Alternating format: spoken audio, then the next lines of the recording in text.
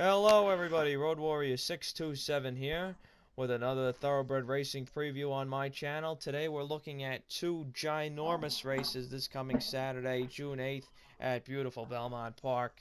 The Belmont Stakes, of course, as well as the probable race of the year, the Grade I Metropolitan Handicap, otherwise known as the Met Mile. But I can't do it alone, so here joining me today is Sammy the Beast. How's it going, Sammy? I'm good. Great to be back on this channel after the Same here. Derby I and the think this is previous. your first video this year that you were doing. Yeah, I was at the Derby. Kind of cool. Yeah, saw that very famous event that will live on And forever then my at the and then my DQ. other headphone wasn't working, so I got a new one, and now it works. So we can have you back on the channel now. So let's take a look at the Yep. ninth race first, the Met Mile. This is one of the best fields I've ever seen as far as the top horses, handicap horses of a single year meeting together. And I guess we should start with the sensation that is Matoli, coming off of 6 straight wins. He's the number 3 horse in here, but he's stretching out to a route now for the first time in his career. How do you think he'll handle the extra distance? Well, he looked very sharp at the finish. He was going away in Churchill Downs. Was that Churchill Downs, right? Yeah, that's right. Yeah, yeah, but that competition really wasn't that good. Again, and now he's facing the best mile horses in the country. How else he gonna be able to do? Yeah, We'll but you see. got you got milers, you got sprinters, you got routers all converging at the If he one if he mile wins this distance. race, if he wins this race, he's proven that he's one of the top horses in the country. No doubt. Mackenzie is in here for Bob Baffert, just inside. He's the number 2 horse. Mike Smith, obviously, he's Yep. going to try to win every single freaking race that he can. He's coming off of 4 straight in the money performances, including a win in the Alashiba last time out. Those are the I two was big there. main players in here. Thunder Snow, who's won 2 straight Dubai World Cups, is also in here. Promises Fulfilled, who was good last year as a sprinter as well. Forense Fire is in here, who loves Belmont Park, and Pletcher also with a strong hand. So I'm going to get into my picks right away here, folks. And I am going to go with number 7, Forense Fire. He loves beautiful Belmont Park. His 2 best speed figures of his life are right here. One of them going a mile that I witnessed last year in person in the Dwyer. Absolutely awesome performance. My second choice will be Mackenzie for Bob Baffert. He's pretty much as honest as they come. He hasn't run a clunker since the Breeders' Cup Classic. My third choice will be Matoli as he stretches out to the mile. What else can you say other than 5 straight triple-digit buyers and 6 straight wins? And as my little price horse at the end, I will use Prince Lucky for Todd Pletcher. I want him of the 2 Pletcher horses. I don't like the one post going a mile at Belmont, and I've seen Prince Lucky do some nice things, including win the Easy Goer over this track last year, and he's had a couple of better speed figures since then. Did nothing in the Westchester, but we could just consider that a clunker. Sammy, your opinions on the Met Mile? 7239 for me. My selections. I'm going with Andrew too. I'm going 7 Forensic Fire. Um, 2 Mackenzie, and finally Bob Baffert will lose a race at Belmont. It's about time. Um, yeah, with Mike Smith would be even better. And third, I have Cole Front. I think he's 7 for 9. He ran pretty good last time. It looked like he was gonna get caught to get off a mile, even though that's Dubai. The horses are not as good, but he looked good. He closed very well and won that race. He's 7 for 9 lifetime. And fourth, I'm going with Matoli at 7 for 10 lifetime. It's earned 992K. I picked Forensic Fire. He loves beautiful Beaumont Park. The pace is going to be very fast early on, especially with Thunder Snow. And Mackenzie and all the other horses promises fulfilled will go to the lead too. And I think he's just going to sit third or fourth and just make his move. Would I rather see Junior just blowing him away? And the reason I don't like Thunder Snow in this race, I just think it's too short for him, and he's gonna get caught in a very fast pace. I completely agree. I think he's much better going longer with a little bit of a softer pace. Couldn't have said that Yeah, better it's a great myself. race. The Yeah, reason I didn't pick Prince Lucky at fourth because I don't like how he ran last time in the Westchester. that's completely fine, and I understand that. It was a real bad race. I just want a longer Pletcher horse, and I want one with a better post position.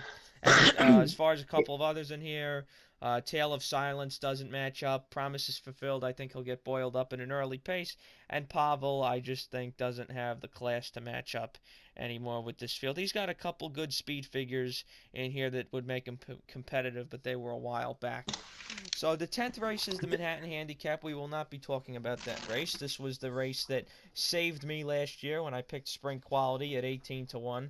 But we'll move on to the 11th race, and that is the Belmont Stakes, which is kind of unfairly the featured event of the card because, to be with all honesty, the Met Mile is the better race, no questions asked. This is the third leg of the Triple Crown. It is my favorite race every single year. And let's get into talking about it. We'll go through the field very quickly. Number one is Jovia for Greg Sacco with Jose Lezcano. Number Well, I have two, one more thing to add about the yeah, Met Mile. There's 6 quick. horses in the Met Mile that have earned over $1 million. That just shows you how awesome that field is. The least horse was Prince Lucky at 428K. Sorry, the other horse, Tale of Silence, 440K. Prince Lucky's earned And even he's a 478. graded stakes winner. Yeah, Yeah. pretty damn good field. All right. Number two is Everfast for Dale Romans with a speed rider, Luis Saez, but he's probably going to be further back. Yeah. Number three, Master Joel Fencer. Rosario chose Star Winston over Everfast. Yes. If you want to add Number something about 3. Master Fencer, Sammy? Yeah, he's been the reason I didn't like him this race, because he's been working it out so badly at Belmont, I don't think he's going to like this track. Yeah, Even though he can handle the distance. I haven't been impressed with his videos. I've seen a couple of the XPTV videos. Not happy Number with 4 is Tax. I'd rather choose Junior 15-1. It's 2 for 6. Number 5, Andrew's pick, Bourbon War. Thanks Mike for Smith, spoiling it. blinkers off. Andrew said last time a horse blinkers off when Mike Smith picked it up, Palace Mouse, the horse won. That's right, at 13-1. Number 6 is Spinoff. 15-1, 2 for 5 lifetime. Javier Castellano for Top Ledger. Number 7, Sir Winston. 12-1. Jockey Joel Rosario. 2 for 9 lifetime. Who's going to close? Number 8, and Turpid Heart. 10-1. John Velasquez. Top Ledger had no excuses last time. Number 9, War of Will. Your Preakness winner. 2-1. Tyler Gaffleon. 4 for 10. And I'll even it up. My top pick, number 10, Tassis, 9-5, Jose Ortiz, and Bill Mott trying to go 2 for 3 in the Triple Crowns this year. Yep. So I'll quickly talk about my picks, and then I'll let Sammy take you guys the rest of the way. I like the 5 Bourbon War. He ran absolute crap last time in the Preakness. He was absolutely horrible. I don't know if it was a function of them putting the blinkers on. It just didn't work. But he's been working out well. He's got one nice work from May 31st, 3rd out of 7. He's been galloping very well. I think the blinkers off will do wonders for him like it did for Palace Malice. And of course you got Mike Smith. That's never been. I believe Irad was riding this horse okay. Didn't give him the best of rides in the Preakness.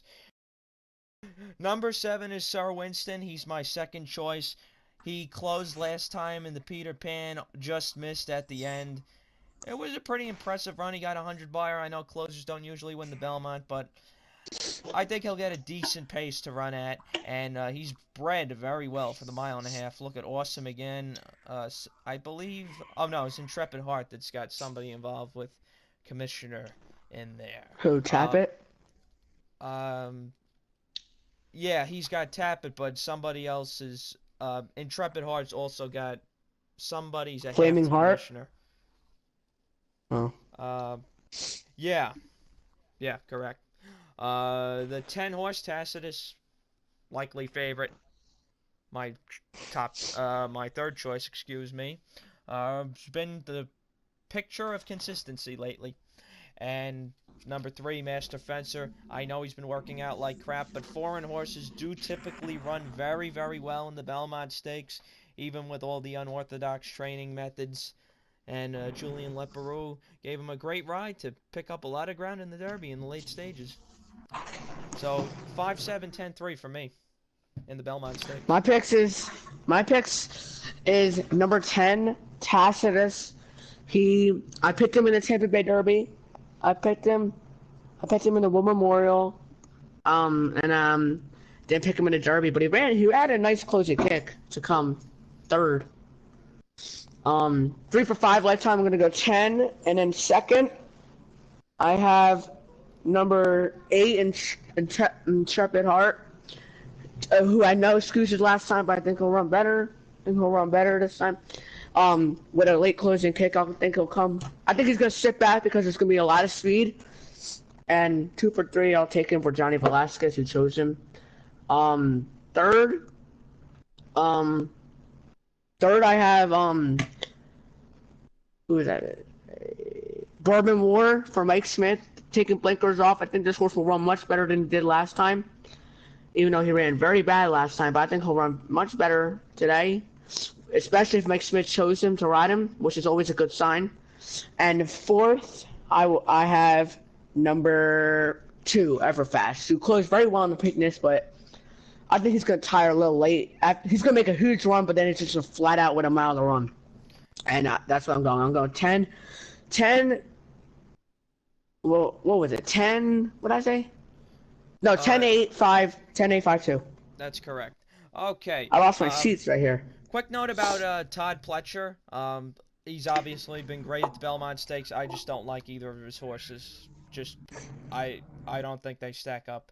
Yeah, even with some of the other long shots. I lost my tip sheet for 1 second. I lost the sheet I was looking at, but then I got it back. That's all right. Okay. I realized Intrepid Heart stumbled last time. I still wish he would have ran a bit better.